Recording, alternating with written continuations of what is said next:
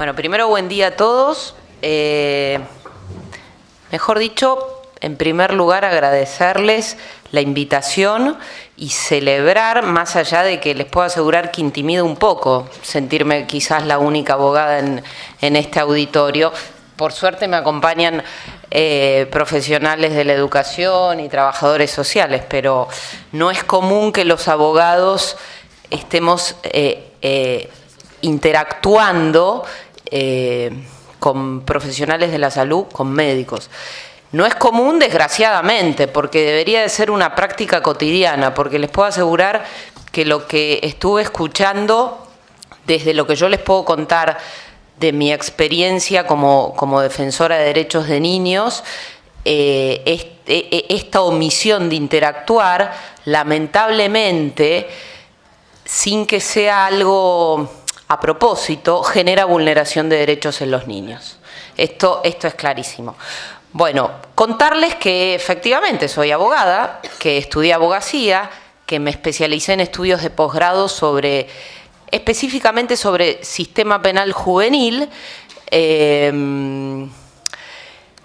y estos últimos años, hace 5 o 6 años, estoy trabajando como defensora de menores incapaces en el ámbito penal, representando víctimas de delitos, en general, obviamente, de delitos de abuso sexual infantil de menores de edad.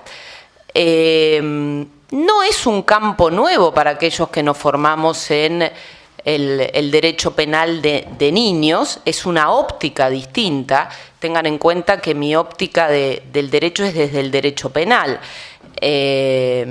no es desde el derecho civil.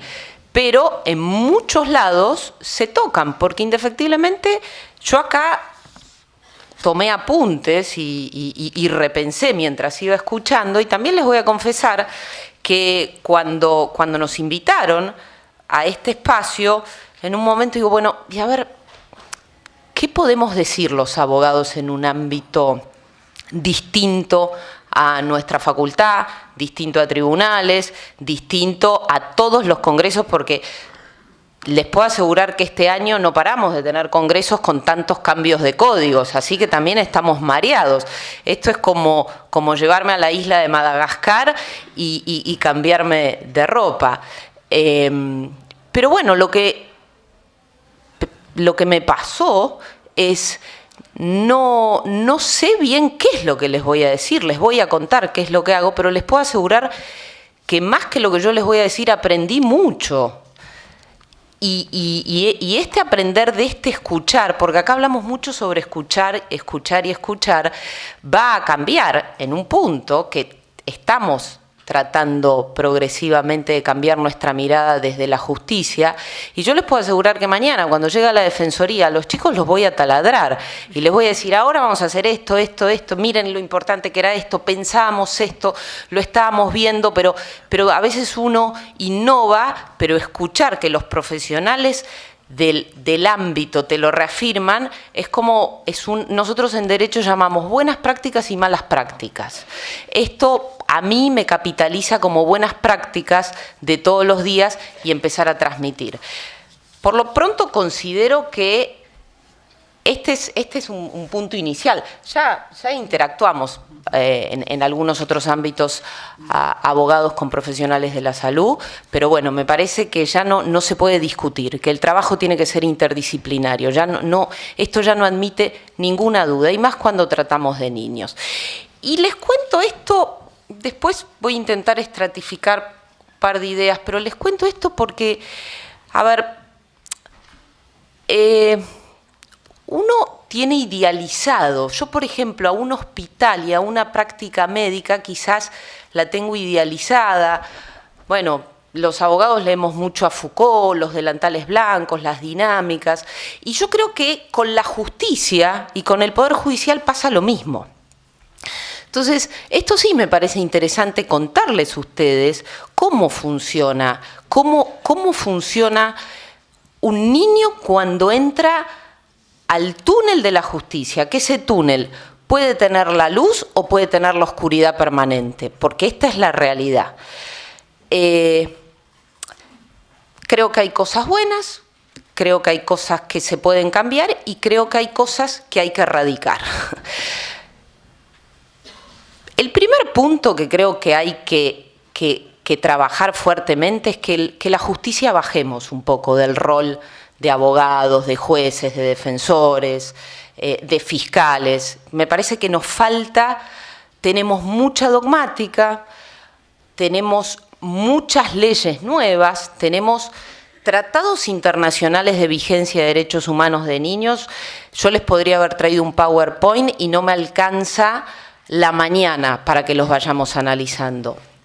Pero escucharlos a ustedes, a mí me conecta a veces con la realidad fuera de los papeles. Entonces, si todo este bloque normativo, pensemos que la Convención la tenemos hace ya casi 30 años, no la podemos poner en práctica, eso genera frustración. Y Eve hablaba de la frustración de los operadores. Esto es como tener, o sea, los abogados creemos que si sacamos la ley del Congreso, ya está. Y no está nada. Sí está un punto que lo que nosotros llamamos es el principio de legalidad, que aseguramos la vigencia. Esa ley lo que nos faculta o lo que nos posibilita es llenar los papeles y hacer los amparos y hacer y presentar y decir. Pero atrás de eso sería la punta, el iceberg está abajo y es el que no se ve.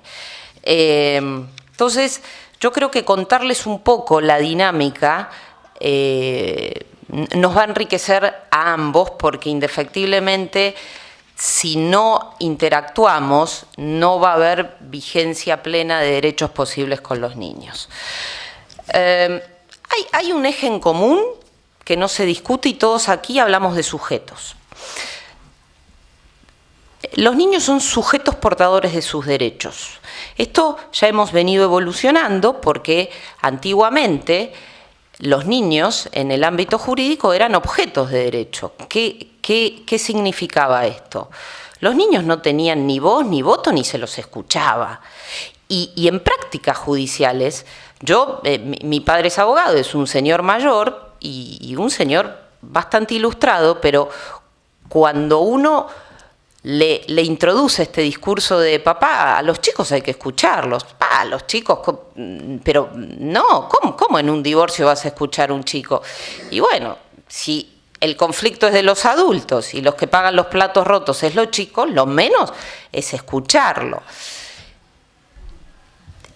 Y les voy a contar una anécdota personal mía, pero me parece que hace a la vigencia de derechos y a la evolución del reconocimiento de los niños como sujetos, y también traigo a colación el discurso de que estamos en escuelas con psicopedagogos, con patologías, con chicos, que psicólogos. Bueno, a mí me tocó con uno de mis hijos, me llamó la psicopedagoga del colegio, que con el padre, que hablar.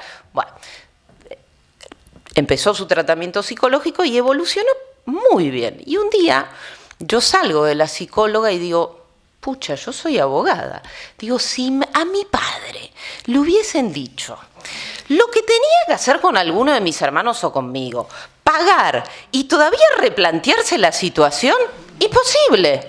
Y dije, esto es reconocimiento y vigencia de derechos, hay que cambiar las prácticas.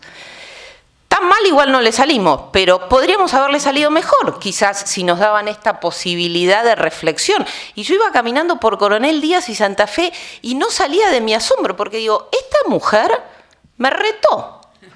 O sea, me dijo, encima le pagué mi sesión, porque no solo la de mi hijo, y tengo que cambiar. Entonces, bueno, me parece que esto es un poco también lo que tenemos que hacer los defensores de menores, marcame el tiempo, con nuestros representados. Bueno, y hay algo que sí quiero marcar, tendría muchísimo para contarles, pero quiero en estos 5 minutos 2 ideas clarísimas. Esto lo dijo Eve y yo me sentí un poco identificada, un poco evolucionada por el psicoanálisis y en proceso francamente de cambio. En una época los defensores de menores, y algunos también, y esto lo señalo como como mala práctica, nos creímos dueños de las palabras de los chicos. Nos creímos que nosotros los escuchábamos a los chicos en cualquier tipo Un chico cuando llega a la justicia es porque hay algo que está mal. Si no, un chico no llega a la justicia, desde lo civil, desde lo penal, desde lo administrativo. Si un chico llega a la justicia con un problema de demanda de salud, es porque en su familia no se puede cubrir, es porque alguna política pública estatal ha fallado en algún hospital. Si un chico llega a la justicia por una imputación de un delito, es porque algo pasó, algo se fue del eje de lo que del paradigma ideal, que sería que no institucionalicemos a ningún niño. O sea, entonces partamos de esa base, que cuando nosotros ya los recibimos a los chicos en la justicia, indistintamente la clase social a la cual puedan pertenecer, son chicos con un grado de vulnerabilidad. Yo no quiero hablar en términos psicológicos porque no es lo mío, pero interpreto como defensora de menores, o sea, como intérprete de esa palabra, de ese niño. Y a algunos se junta vulnerabilidad emocional, vulnerabilidad social, violencia. Entonces, ¿cómo es la recepción del niño en la justicia? Ahí aparecemos los defensores de menores. Y ahí aparecemos el contame. El contame es el contame en mi despacho, él y yo. O sea, yo porque tengo la suerte de que me iluminé y frente a un conflicto con mi hijo bajé un psicoanalista, pero ¿cómo hace un abogado que nos pasamos años estudiando leyes, códigos, convenciones para decodificar la palabra de ese niño? Entonces, recién a mí se me ocurrió una idea que es la escucha. ¿Es lo mismo que el derecho a la palabra y el derecho a hablar?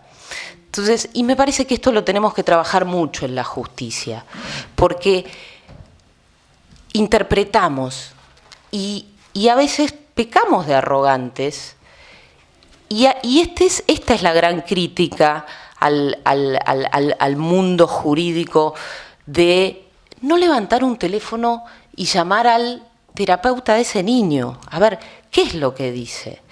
Y tengo otra anécdota muy gráfica en una cámara Gesell, porque aparte daría para organizar un congreso, las miradas sobre el túnel de un proceso penal cuando hay un abuso sexual.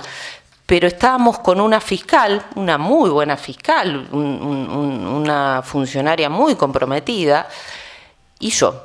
Y la escuchábamos. Y era un contexto, porque también un proceso, para escuchar en un proceso penal hay que interactuar con otras cuestiones, porque ustedes parten de la mirada del niño y el niño es el protagonista.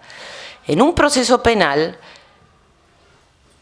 el protagonista es el imputado y el niño es la víctima. El niño hasta les diría que no es esencial, y esto hay que discutirlo porque esto ya sería un tema de sistema, de control social y de ámbito de derecho penal. Pero les cuento esta anécdota de la cámara Gesell y termino.